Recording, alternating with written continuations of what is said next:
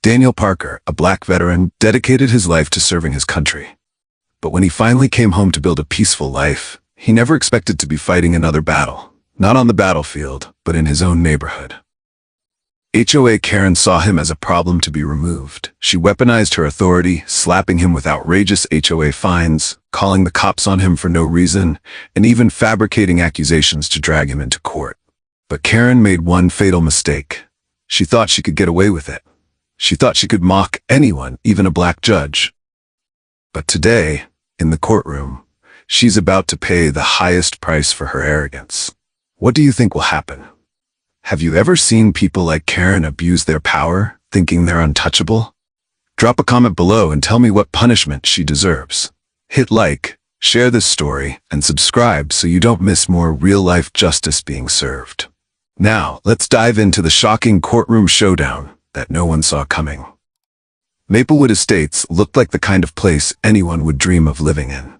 At first glance, it was picture perfect. Towering oak trees lined the streets, their golden leaves rustling softly in the afternoon breeze. Pristine white fences framed lush, manicured lawns. Every house stood like a carefully placed piece in an ideal suburban portrait. Neighbors waved politely from their porches. The air was still, as if nothing bad could ever happen here. It was peaceful, predictable, safe, or at least that's what it wanted you to believe. Behind the friendly smiles and the well-kept gardens, there was an unspoken rule in Maplewood Estates, one that no one dared to challenge. This neighborhood wasn't just managed by the Homeowners Association. It was ruled. And at the top of it all sat Karen Harrison, a woman who didn't just enforce the rules, she decided who they applied to. She wasn't just the president of the HOA, she was its queen. Karen controlled everything: what colors the houses could be painted, what kind of flowers were acceptable, how tall your mailbox could be. But more importantly, she controlled who belonged here and who didn't. For years, no one had dared to question her authority. If she didn't like you, life in Maplewood would become unbearable. Some people left, some people fell in line. And those who resisted, they didn't last long. Then one day, a moving truck pulled into the driveway of an empty house at the end of the street. And that's when everything changed. Daniel Parker had spent years serving his country.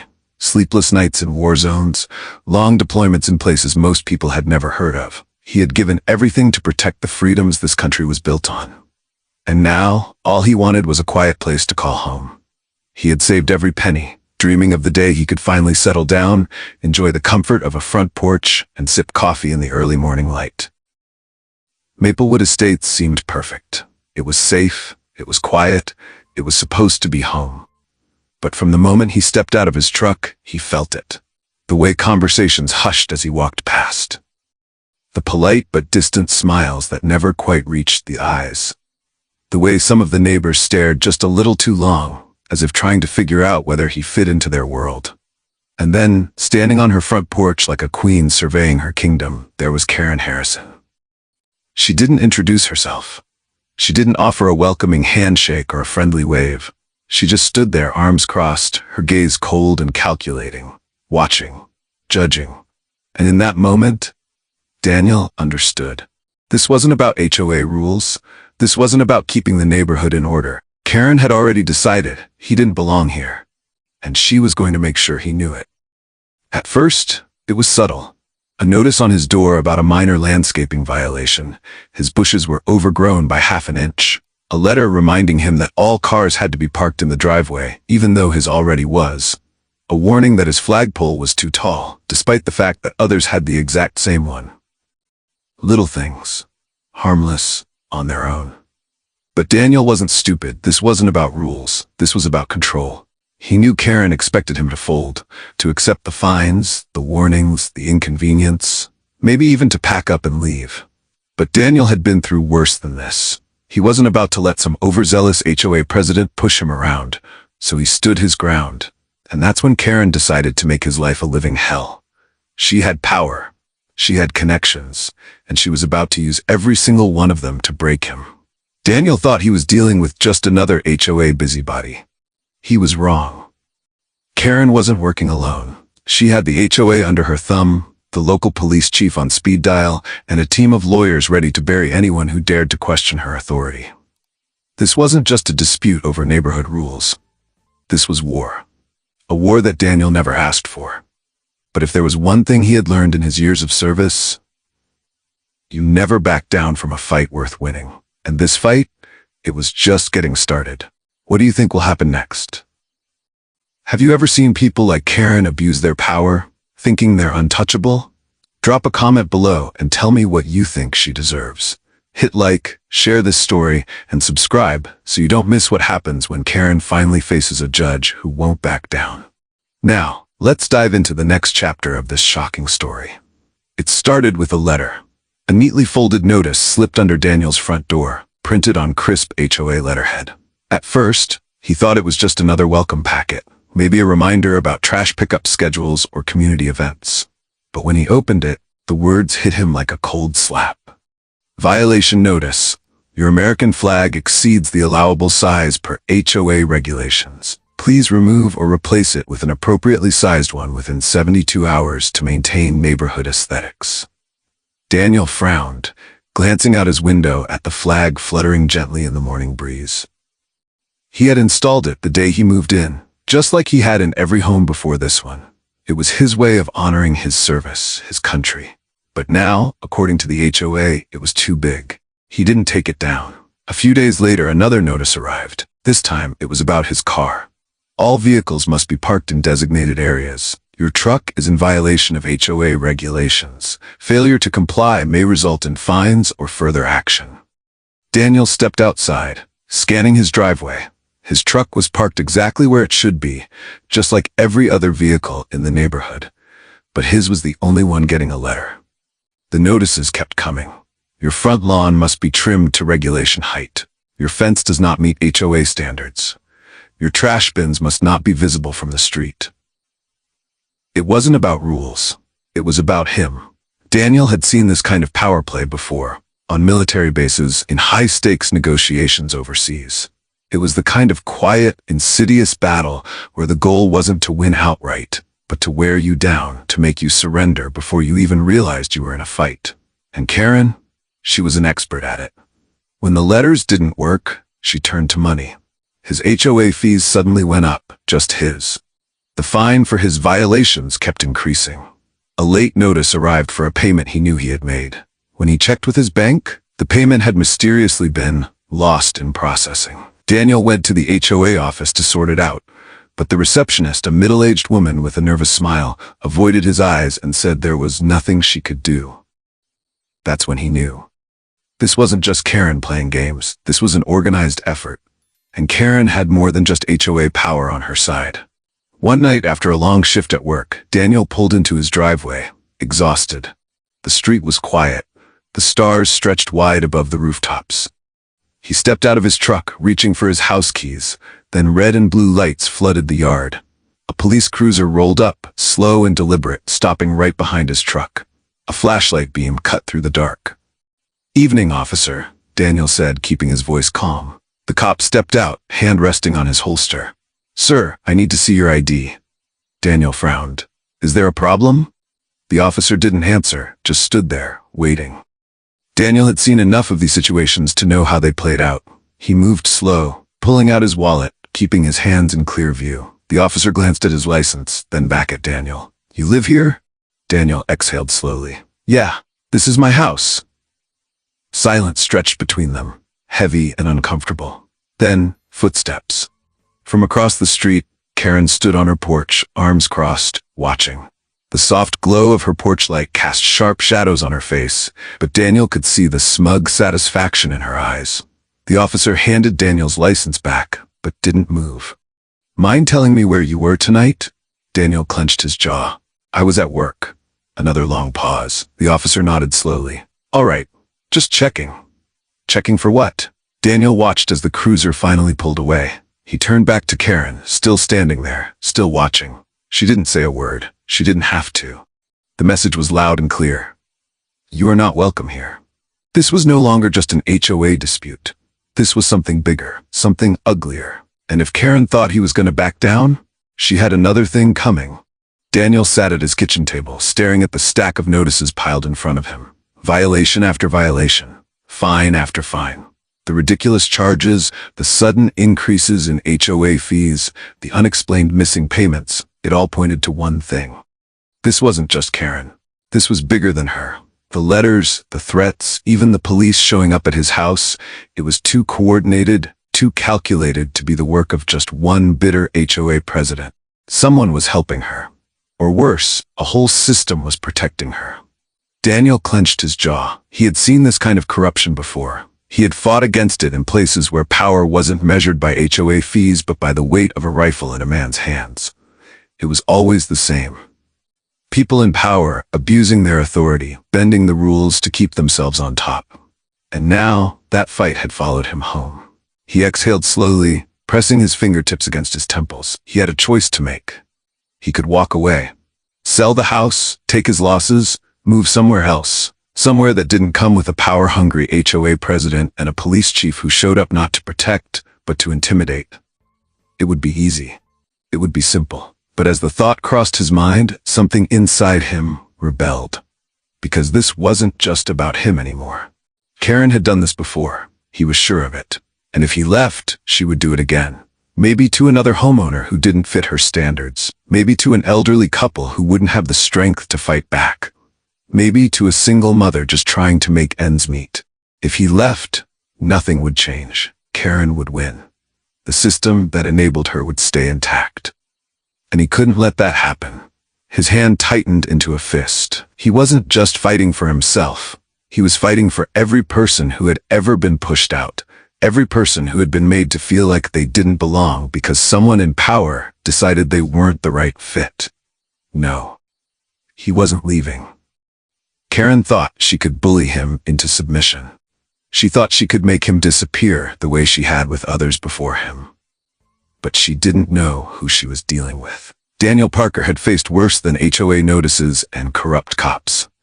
And he was about to show Karen what happened when you pushed the wrong man too far. Karen Harrison wasn't afraid. She never had to be. Because in Maplewood Estates, she wasn't just the HOA president. She was the system itself. Rules bent when she wanted them to. People fell in line because they knew better, and when someone dared to push back, she had the right people in her corner to make sure they lost. It wasn't just about fines and HOA fees. Karen had built an entire network of power around herself, a web of influence so tightly woven that no one could touch her. She had Robert Wallace, the police chief, a man who had spent years doing her dirty work. He didn't just uphold the law. He enforced Karen's version of it. When a resident stepped out of line, he was there to remind them of their place. A patrol car parked outside their home. A random traffic stop. A late-night visit just to ask a few innocent questions. It was never enough to make headlines, never enough to file a formal complaint. But the message was always clear. Cross Karen, and life in this neighborhood would become very, very difficult. Then there was Michael Bennett, the HOA's personal attack dog in a suit. A lawyer who didn't argue cases. He buried them. He knew how to twist the smallest regulation into a weapon, how to drown homeowners in paperwork and legal threats until they had no choice but to give up. He had forged documents before, fabricated HOA debts, even helped forcibly remove people from their homes under the guise of unpaid dues. And if, by some miracle, a case ever did make it to court, that's where Elliot Reynolds came in. A thoroughly bought and paid for judge who had ruled in Karen's favor more times than she could count. He didn't make things obvious, of course. No outright dismissals, no glaring corruption. Just enough procedural roadblocks to delay, frustrate, and exhaust anyone who tried to take her on. A motion denied here, a small technicality there, and before long the case would crumble, and Karen would win. Again. This was the system she had built, and for years it had worked flawlessly. So when Daniel Parker decided to fight back, Karen didn't panic. She laughed. Did he really think he could win? Against her? Daniel was just another stubborn homeowner, another minor inconvenience that would be dealt with like all the others before him. The cops would pressure him. The legal fees would drain him. And if, by some miracle, he still tried to take her to court, Elliot Reynolds would handle it. Karen wasn't worried, because in her world, people like her always won. And people like Daniel Parker, They never stood a chance. Karen Harrison walked into the courtroom like she was arriving at a private luncheon, confident, untouchable, already victorious. Her heels clicked against the polished floor, a sharp, deliberate rhythm that announced her presence before she even spoke. She wasn't worried. She wasn't nervous. She was bored. This was nothing more than a formality, a performance, a small inconvenience before she walked away unscathed, just like always. And then she saw him, the judge. For a brief second, something flickered in her eyes. Surprise? Annoyance? But then she let out a quiet chuckle, shaking her head as she leaned toward Michael Bennett, her attorney. Her voice was low, but every word dripped with condescension. "Well, this is convenient," she murmured. "No way he's gonna stir up trouble." Bennett didn't respond, just shifted in his seat and adjusted his tie. Karen smirked, settling back into her chair. She had seen it before. Judges desperate to prove they weren't biased, bending over backward to avoid controversy. This was going to be even easier than she thought. The hearing began, but Karen wasn't listening. She didn't need to. Daniel could whine all he wanted. His lawyer could wave around whatever evidence they'd scraped together. None of it mattered. She had Wallace in her pocket. She had Bennett twisting the law to her advantage. And if, by some ridiculous fluke, things didn't go her way, Reynolds would handle it on appeal. She had won before the first gavel even dropped. Daniel began to speak. His voice was steady, strong, but Karen barely acknowledged him. She glanced at her nails. She sighed dramatically. She shifted in her seat, making a show of glancing at the clock as if she had somewhere far more important to be. And then she laughed. Not loud, not obnoxious, just a small, mocking chuckle, enough to let the whole courtroom know what she thought of this little charade. Judge Carter's gaze flicked toward her. "Miss Harrison, do you find something amusing?" Karen met his eyes, her lips still curled in a smirk. "Oh no, Your Honor," she said smoothly, tilting her head just slightly. "It's just, all of this seems a little dramatic, don't you think?" A ripple of murmurs passed through the courtroom. Judge Carter didn't react, didn't flinch, just held her gaze in that steady, unreadable way judges do when they're measuring the weight of the person in front of them. Karen barely noticed. She leaned back in her chair, crossing her arms like she owned the room. Every time Daniel spoke, she rolled her eyes. Every time his lawyer presented evidence, she exhaled loudly, tapping her nails against the table. And when Judge Carter asked her direct questions, she cut him off, mid-sentence, like she was talking to an intern at a company she owned. "It's ridiculous, Your Honor," she scoffed, waving a dismissive hand. "Do we really need to sit through all of this? We both know how this ends." More murmurs, a shift in the air. Karen frowned slightly. She turned to Bennett, expecting him to share in her amusement. But he wasn't smiling. He wasn't leaning back in his chair like she was. He was stiff, jaw tight, silent. The back of Karen's neck prickled. The room felt off. The usual rhythm wasn't there. The feeling of control, the effortless certainty that she could shape the outcome of this hearing, was suddenly fragile. Karen pushed the thought away. No, this was nothing. She had seen this play out before. People like her always won. And people like Daniel Parker, they never stood a chance. Did they? The courtroom had been tense before, but now it was suffocating. Karen still sat with her arms crossed, that smug expression barely fading, though a flicker of irritation twitched at the corner of her mouth. She had dealt with these cases before. People whined, they accused, and in the end, they lost. But then, the doors creaked open. A hush fell over the room as a man stepped forward. For the first time since the hearing started, Karen turned. She knew that face. It had been years, but she knew. The man adjusted his tie as he approached the stand. His hands were steady, but there was something in his eyes, something Karen had seen before. Defiance. The kind of look people had right before they set fire to everything. Karen's fingers curled against the table. Daniel's lawyer stood. "Your Honor, we'd like to call Mr. James Holloway to the stand."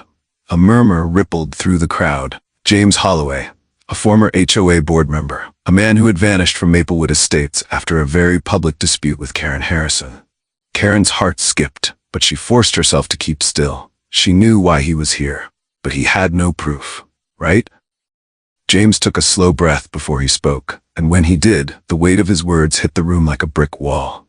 I worked for the HOA for 6 years, he began, his voice calm even. At first, I believed in what we were doing, keeping the neighborhood in order. But then, I started noticing things. Strange things. Karen exhaled sharply, shaking her head. This was nonsense. But James wasn't looking at her. He was looking straight at Judge Carter. I saw how complaints only ever targeted certain homeowners, James continued. I saw how fees would suddenly increase for people who didn't fit the image of the neighborhood. His eyes flickered toward Daniel for the briefest moment before he turned back to the judge. And when I questioned it, when I asked why we were doing this, I was told to drop it. When I didn't, I was forced out. Karen leaned forward. Forced out? She scoffed. You left because you couldn't handle the job. James smiled, but there was no humor in it. That's what you told everyone, isn't it? Karen went silent, and then James pulled a small stack of papers from his briefcase. A soft rustle filled the room as he laid them on the table. Emails, he said simply, from HOA board meetings, from Karen Harrison herself. Daniel's lawyer stepped forward, picking up the first document. He turned it toward the judge. Judge Carter adjusted his glasses. His gaze scanned the page, and then his jaw tightened. Karen shifted in her seat. It was subtle, but it was there. Daniel's lawyer took a breath, and then he read aloud. We need to find a way to get rid of him. The courtroom froze. Karen's nails dug into her chair. The lawyer continued, make it impossible for him to stay. The violations, the fees, whatever it takes. Silence.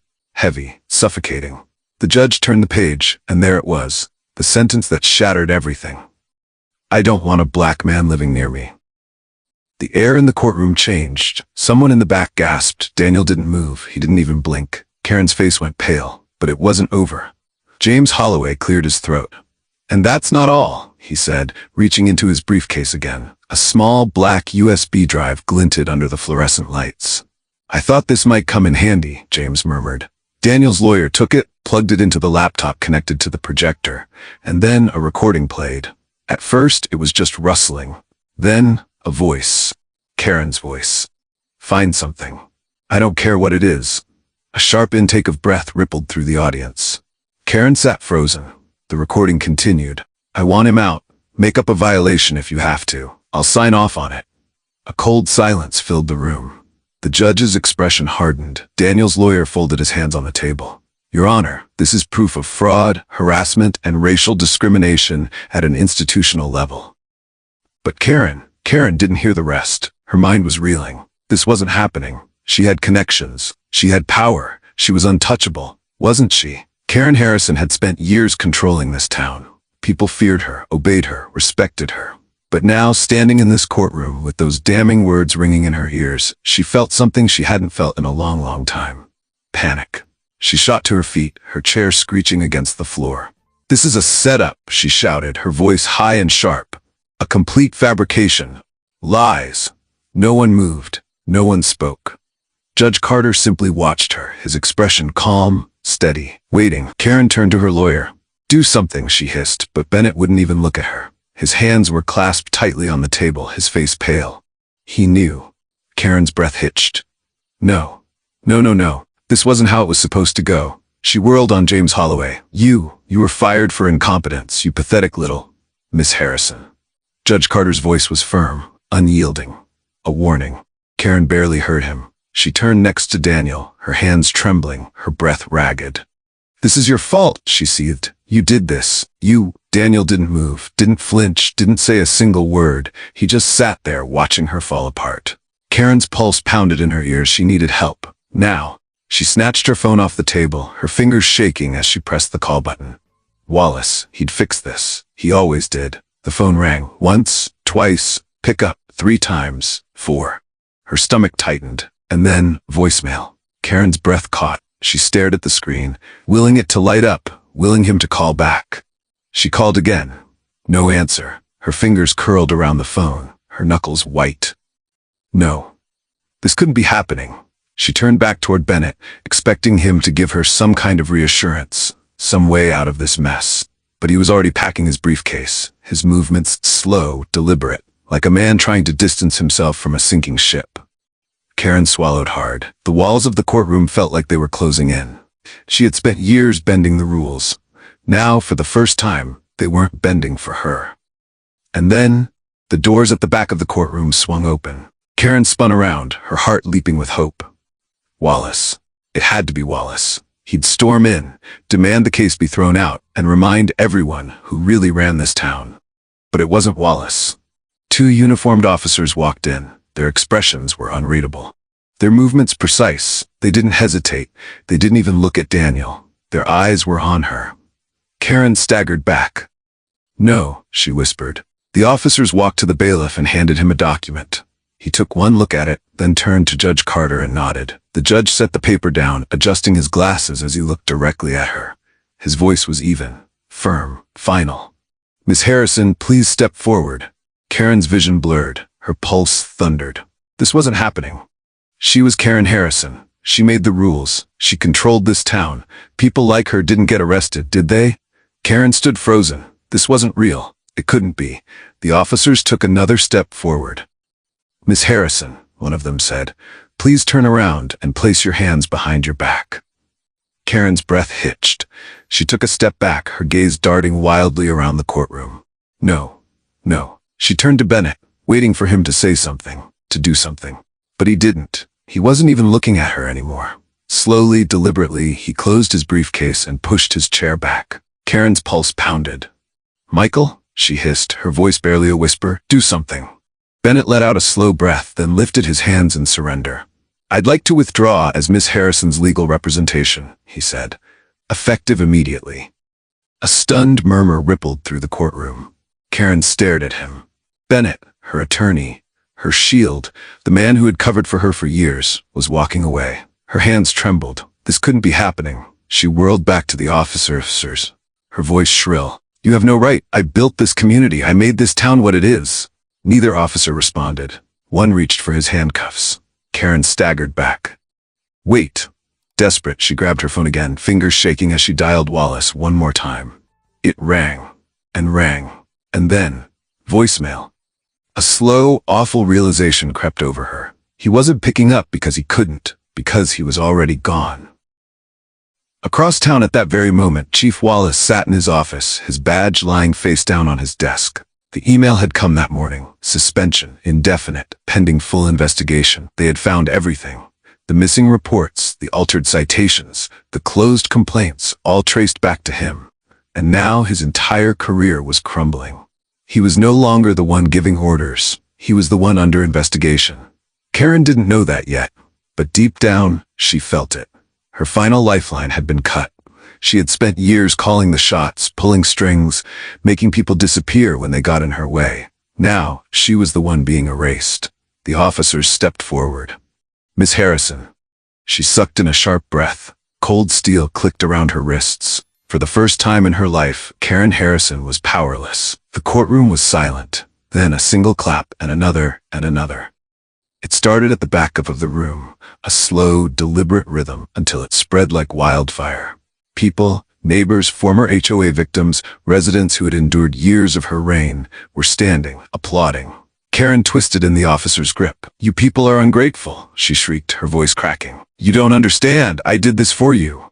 But no one was listening. No one was afraid anymore. Because Karen wasn't in charge anymore. Daniel sat still, watching as the woman who had tried to destroy him was led away in handcuffs. For a long time, he didn't move, didn't breathe. Then slowly, he let out a breath he hadn't realized he'd been holding. For the first time since moving into Maplewood Estates, he felt free. This wasn't just his victory, it was justice. For every family Karen had forced out, for every person who had been bullied, threatened, silenced. The system that had protected her for so long had finally fallen apart. Karen Harrison had spent years believing she was untouchable. But in the end, she was just another name on a case file. Another criminal, another cautionary tale, and no one was sorry to see her go. 20 years. That was the sentence. Karen Harrison, once the Queen of Maplewood Estates, now stood in an orange jumpsuit, hands cuffed in front of her as the judge read the charges. Fraud. Systemic racial discrimination. Abuse of power. The words rang through the courtroom like a final verdict, not just on her, but on everything she had built. For years she had ruled through fear, manipulating laws, bending systems to her will. But today, the law, The real law had spoken. 20 years in prison. Karen's face was blank.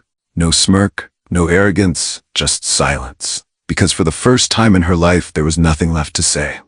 Daniel Parker stood outside the courthouse, the cool autumn breeze cutting through the tension that had settled in his chest for so long. It was over. He had won. Not just for himself, but for every person who had suffered under Karen's rule. The neighborhood would never be the same, and that was a good thing. Maplewood Estates was finally free. The corrupt HOA was dissolved, the unjust rules erased, the fear Karen had instilled gone. And Daniel? He wasn't just another victim pushed out by power. He was still here. His home was his. And now it finally felt like one. Across town, Judge Marcus Carter stepped out of his chambers, his name now whispered with respect, admiration, and a warning to those who thought they were above the law. He had done what many before him hadn't. He had held the powerful accountable.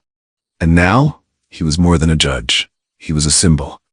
A symbol that no matter how rigged the system seemed, no matter how long corruption thrived, justice was always waiting. It had taken time, it had taken a fight, but in the end, the truth won. And Karen Harrison, she would spend the next 2 decades learning what it felt like to live under someone else's rules. Because in the end, justice can be challenged, delayed, even threatened. But it never loses.